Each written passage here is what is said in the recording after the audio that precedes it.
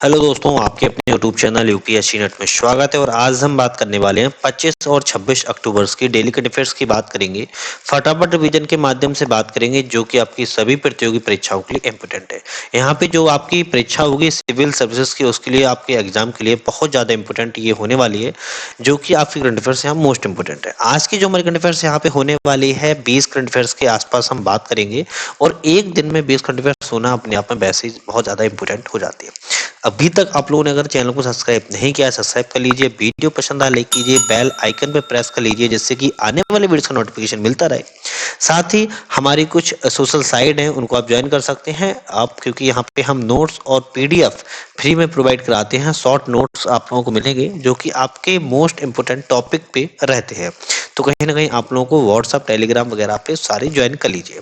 समय को व्यर्थ ना करते हुए अपने हम पहले क्वेश्चन की तरफ बढ़ते हैं। बंगाल की खाड़ी में उठा चक्रवाती तूफान हामून किस देश के द्वारा नाम दिया गया है? देखो, यहाँ पे हम करंट अफेयर्स की ही बात नहीं करेंगे, ये चीज और भी आप लोग अपने माइंड में सेट कर लीजिए।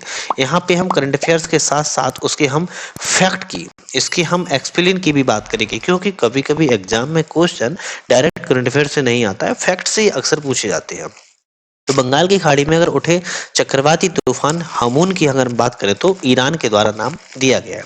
अब ईरान के द्वारा नाम दिया गया है, कब दिया गया, कैसे दिया गया, इसकी सारी बातें हम डिटेल से कर दी है। बंगाल की खाड़ी में यह चक्रवात उठा है और इसका नाम हामून दिया गया है। 25 अक्टूबर 2023 को बांग्लादेश के दक्षिण पूर्वी तट से टकराया हुआ है। हिंद महासागर में बनने वाले उष्णकटिबंधीय चक्रवातों को 13 सदस्य देशों के द्वारा क्रमिक रूप से नाम दिया जाता है। जो 13 सदस्य देश हैं उनके द्वारा इसको क्रमिक रूप से नाम दिया जाता है। एक एक करके सभी देश इसको नामों की सूची देते हैं और इसको नाम रखते हैं। तो इस बार का नाम जो हामून है वो ईरान ने दिया हुआ है।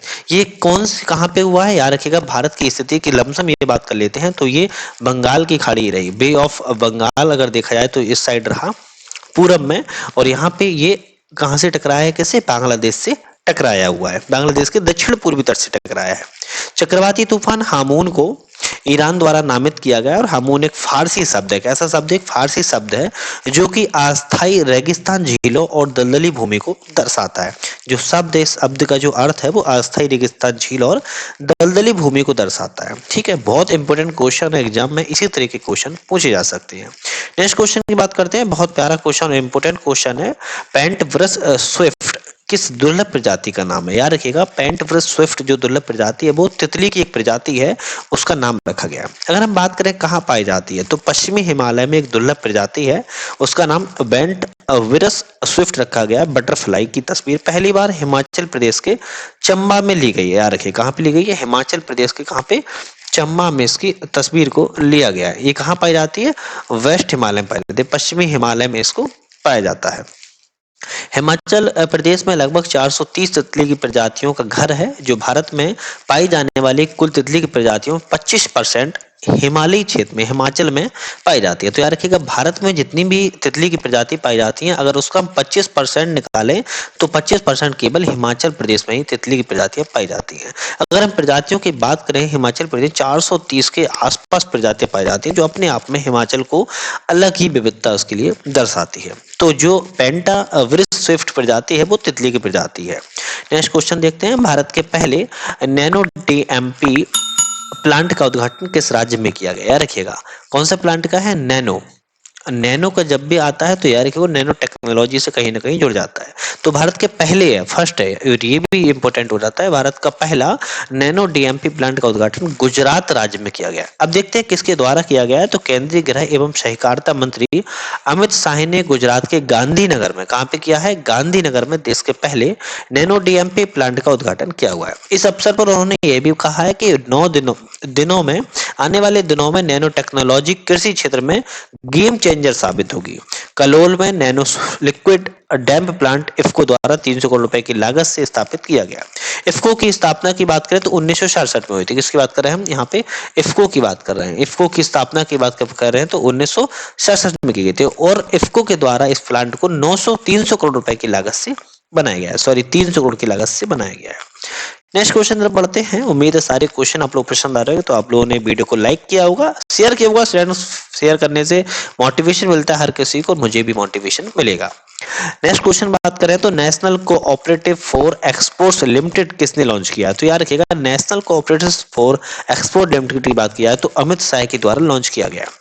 वही केंद्रीय गृह मंत्री एवं सहकारिता मंत्री अमित शाह ने national cooperative for exports limited अर्थात एनसीईएल की शुरुआत की है। उन्होंने दिल्ली में एनसीएल लोगो, वेबसाइट, ब्रोशर का अनावरण भी किया हुआ है। याद रखिएगा, किस किस चीजों का? लोगो का, वेबसाइट का और ब्रोशर का उन्होंने उद्घाटन किया हुआ है। एनसीएल को 25 जनवरी को बहुराज्य सरकारी सोसाइटी अधिनियम 2002 के तहत रजिस्टर किया गया। तो एक क्वेश्चन क्या होते हैं कि आप लोगों को लगता है कि बहुत सिंपल क्वेश्चन है, लेकिन जब एग्जाम में आते हैं तोते उड़ जाते हैं, है ना? तो इस चीज को थोड़ा सा ध्यान से देखा करो आप लोग। नेक्स्ट क्वेश्चन है, केंद्रीय कैबिनेट ने किस देश के साथ सेमीकंडक्टर सप्लाई चेन पार्टनरशिप के लिए सहयोग पर मंजूरी की हुई है? देखो कितना प्यारा क्वेश्चन आ गया। केंद्रीय कैबिनेट ने किया है, किया किसने ये इंपॉर्टेंट नहीं है, भारत के द्वारा किया गया। किस देश के साथ किया गया है उसको याद रखो, जापान देश के साथ किया गया। किसके लिए किया गया? सेमी इन्होंने कंडक्टर के लिए किया हुआ है, ठीक है। सेमी कंडक्टर सप्लाई चेन के लिए इन्होंने पार्टनरशिप भारत और जापान के बीच की गई है। अगर हम बात करें कैबिनेट केंद्रीय मंत्री हैं जो Bharat Japan semi conductor supply chain partnership पर भारत और जापान के बीच सहयोग पर ज्ञापन मंजूरी दी गई। किस काम में आएगा? तो इलेक्ट्रॉनिक और सूचना प्रौद्योगिकी मंत्रालय ने जुलाई 2023 में जापान के साथ सहयोग पर हस्ताक्षर के लिए किए हुए थे हस्ताक्षर। तो इन्होंने क्या किया? इलेक्ट्रॉनिक और सूचना प्रौद्योगिकी के लिए किया गया और इसकी मंत्रालय के द्वारा ये हस्ताक्षर किए गए। तो जापान के साथ सेमीकंडक्टर सप्लाई चेन के लिए समझौता किया हुआ। नेक्स्ट क्वेश्चन है, किस भारतीय अमेरिकी को, याद रखिएगा, किस भारतीय अमेरिकी को अमेरिकी राष्ट्रपति द्वारा राष्ट्रीय प्रौद्योगिकी और नवाचार पदक से सम्मानित किया गया है? कितना प्यारा क्वेश्चन है कि भारतीय अमेरिकी हैं, उनको अमेरिका के राष्ट्रपति, यूएसए के राष्ट्रपति के द्वारा प्रौद्योगिकी और नवाचार पदक से सम्मानित किया गया। तो अशोक गढ़विल को, किसको? अशोक गढ़विल जो है उनको प्रौद्योगिकी और नवाचार के लिए सम्मानित किया गया। किससे किया गया? अमेरिकी राष्ट्रपति के द्वारा, याद रखिएगा। तो अमेरिकी राष्ट्रपति कौन है? बाइडन है। दो भारतीय अमेरिकी वैज्ञानिकों को राष्ट्रीय प्रौद्योगिकी नवाचार पदक से सम्मानित किया है। तो कितने व्यक्ति है? दो भारतीय है, जिसमें अशोक गाडगिल और सुब्रा सुरेश शामिल हैं। याद रखिएगा किस किस के नाम है? एक तो अशोक गाडगिल जी के नाम है और दूसरा नाम की बात अगर की जाए तो यहाँ पे हम सुब्रा सुरेश, कौन है? सुब्रा सुरेश, याद रखिएगा, सुब्रा सुरेश, इन दो व्यक्तियों को शामिल किया गया है। अवार्ड उन अमेरिकियों को दिया जाता है जिन्होंने विज्ञान प्रौद्योगिकी में उपलब्धि हासिल की है। इस अवार्ड की स्थापना कब हुई थी? 1959 में की गई थी। 1959 में इस अवार्ड की स्थापना की गई थी। अब आप लोग याद रखिएगा, जो अशोक गाडगिल और सुब्रा सुरेश हैं तो भारतीय, बट वो कहाँ रहते हैं? अमेरिका में रहते हैं, तो इसीलिए अमेरिकियों को दिया गया है, ठीक है। नेक्स्ट क्वेश्चन की बात करते हैं, संयुक्त राष्ट्र विश्व विकास सूचना दिवस प्रतिवर्ष कब मनाया जाता है? कौन सा है? संयुक्त राष्ट्र, यूएन का है विश्व विकास सूचना दिवस 24 अक्टूबर को मनाया जाता है। 24 अक्टूबर को विश्व विकास सूचना दिवस के रूप में मनाया जाता है, किसके? यूएन के द्वारा। तो 24 अक्टूबर को विश्व विकास सूचना वर्ल्ड डेवलपमेंट इंफॉर्मेशन डे के रूप में मनाता है। इसकी स्थापना की बात किया तो 1972 में 1972 में की गई थी।